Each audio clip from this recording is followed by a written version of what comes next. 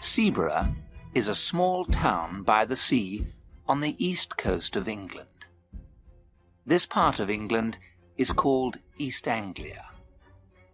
I went to Seaburgh for a holiday in 1919 with my friend Henry Long. There were few visitors in Seaburgh that year. There was only one other visitor in our hotel. His name was Paxton. Paxton was a tall, thin young man. He looked worried and unhappy. One evening, when Henry and I were sitting in the hotel lounge, Paxton came up to us. "Excuse me," said Paxton. "I must speak to somebody. Something strange has happened to me. I'd like to talk to someone about it. May I talk to you?" "Of course," I said. "Please sit down and tell us about it." "A few days ago," Paxton said, "I went for a walk to Freston. Freston is a village about 5 miles from here. I took my camera with me. The church at Freston has an unusual door. I wanted to photograph it. There are 3 wooden crowns on the door. The village priest came out of the church. I asked him about the 3 crowns on the door. The priest told me a strange story. Many years ago," said Paxton, "Anglia was a kingdom. The last king of Anglia died over 1,000 years ago. When he died, his 3 crowns disappeared. The people believed that the crowns were magic. They believed that the crowns were buried in different places. The crowns guarded the coast against enemies from across the sea. About 300 years ago, one of the crowns was found.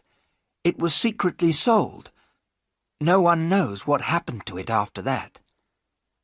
"What about the other 2 crowns?" asked Henry. "The second crown was washed into the sea. It was never found again." "What about the 3rd crown?" I asked Paxton. "Was it ever found?" "I'll tell you about that," answered Paxton. "There was a family here called Ager. The people believed that the Agers were guardians of the 3rd crown. The last Ager died a year ago, in 1918. He had no children.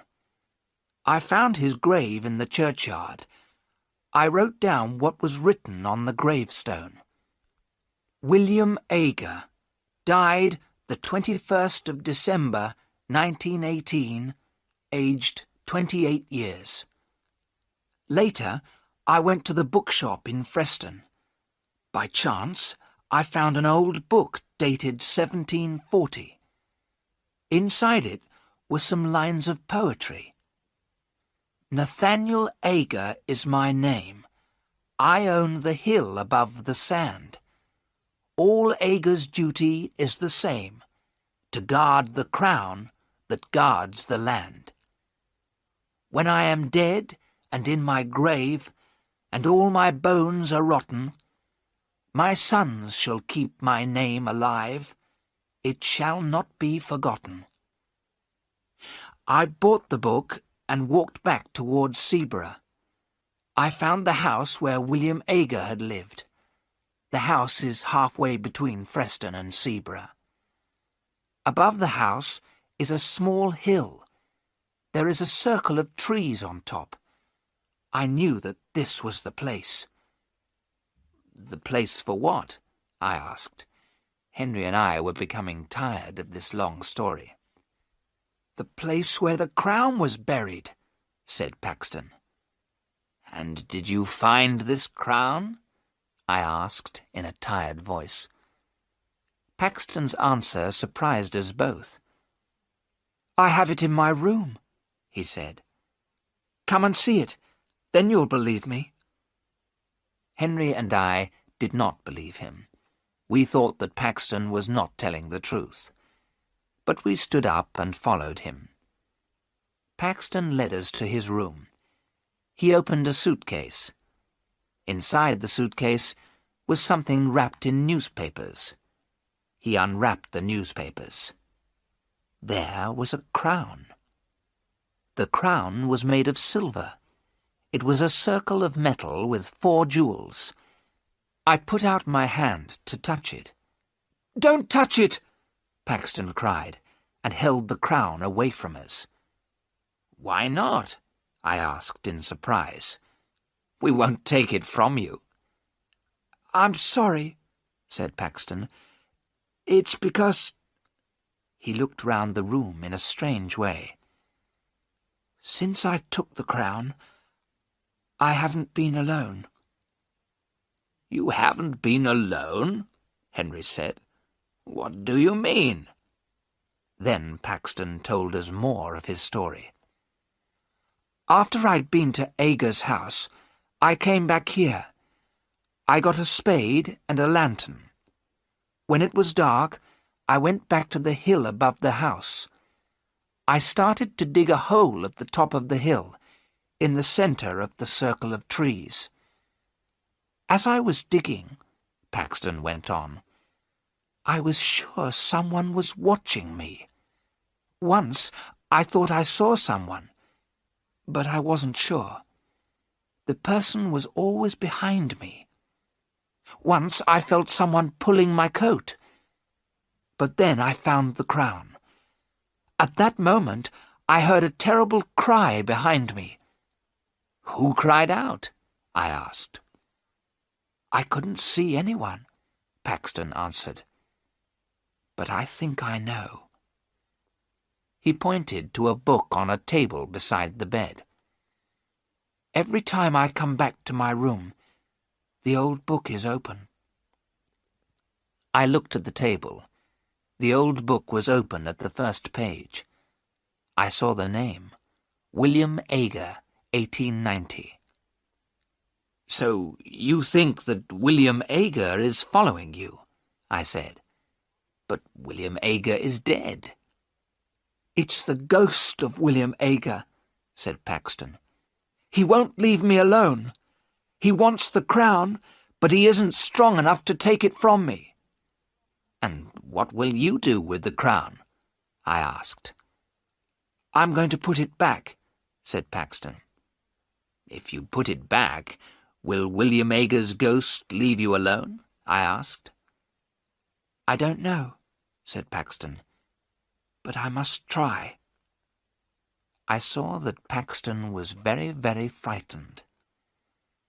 "Then we shall help you put it back tonight," I said. As I spoke, a shadow moved in the room. Paxton saw it and looked terrified.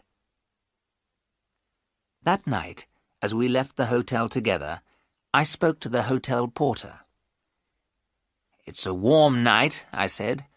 "We're going for a walk. We may be back very late." "I'll wait for you, sir," said the porter. "I won't lock the front door until you return. The other gentleman isn't staying in the hotel, is he?" "What other gentleman?" I asked. "The gentleman who's with Mr. Paxton," said the porter. "No," I replied quickly. I did not tell the others what the porter had said, but I had seen it too. When the 3 of us were together, I thought I saw another person in the room with us. It took us half an hour to walk to William Aga's house. The road went along beside the beach. The beach was a lonely place at night. We saw the hill above the beach. The sea was calm. The moon was shining behind the trees on the hill. We climbed to the top of the hill. We had forgotten to bring a spade. Paxton did not care. He began to dig with his hands. As soon as he had dug the hole, Paxton put the crown in it. He covered the crown with earth. "It's back," he said in a loud voice. "Will you leave me in peace now, William Aga?" We heard nothing, but Paxton turned to us and said, William Ager says never. We took Paxton back to the hotel. He walked in silence, looking down at the ground. "Don't worry," I said. "Everything will be all right tomorrow. We'll put you on a train to London. As soon as you're on the train, you'll forget all about this." "He'll never let me go," Paxton said. The next morning, Henry knocked on my door before 7 o'clock. "Let's go and have breakfast," he said. "Then we'll take Paxton to the railway station." I got dressed and went downstairs. Henry was waiting for me. "Have you seen Paxton?" I asked Henry. "He's not in his room," he said. "I thought he was with you." We went quickly to the porter. "Have you seen Mr. Paxton this morning?" I asked. "Yes, sir," said the porter. "He went out a couple of minutes ago. In fact, I thought he was with you, sir." "With me?" I asked in surprise. "Yes, sir," the porter said. "I thought you were outside the hotel, calling for him. It looked like you, sir. But I was reading the paper. Something strange happened at Freston yesterday." "What happened?" I asked. "A grave was opened at the church," the porter said. "The bodies disappeared." "Whose grave was opened?" I asked. "A man who used to live here," the porter replied. "A strange man called William Ager." Henry and I ran outside. Paxton was on the beach. He was walking quickly and waving to someone.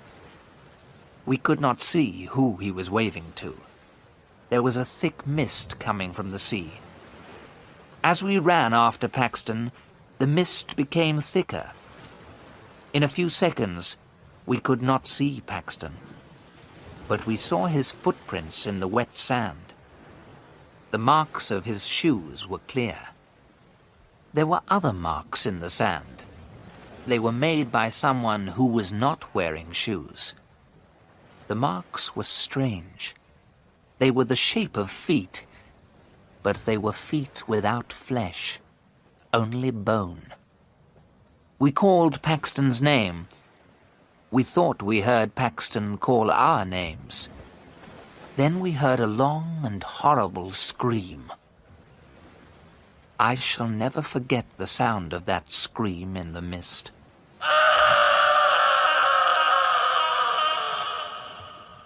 We stopped. We were afraid. We did not want to meet the creature that Paxton had met. We both knew that Paxton was dead. We walked forward slowly. A few yards away, we found Paxton's body. His mouth was full of sand and stones. His neck was broken. We heard a strange laugh in the mist. It was not the laugh of a living man. Henry and I were terribly afraid.